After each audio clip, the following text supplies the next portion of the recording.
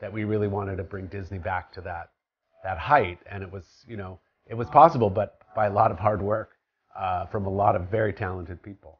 Do you have any plans to create panda-based animation films in the future? Not necessarily related to panda, but I do have some Chinese-themed animation film projects that I've been developing. One is it's in a way very similar to the Disney films.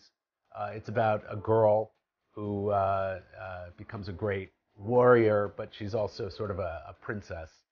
And there's, of course, magical element, and not only that, but there are songs. So it'll be a musical written by, actually, Alan Menken, who is one of the great talents who wrote Beauty and the Beast, Little Mermaid, Aladdin, all of those great Disney films, and he'll be writing the score.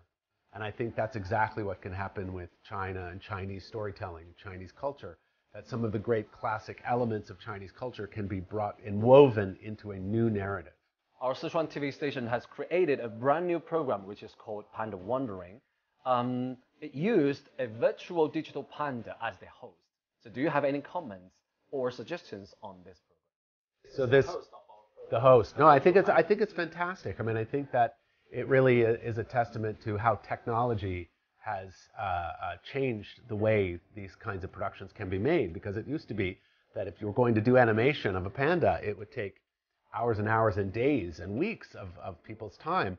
But through technology, you can actually bring these characters to life instantly.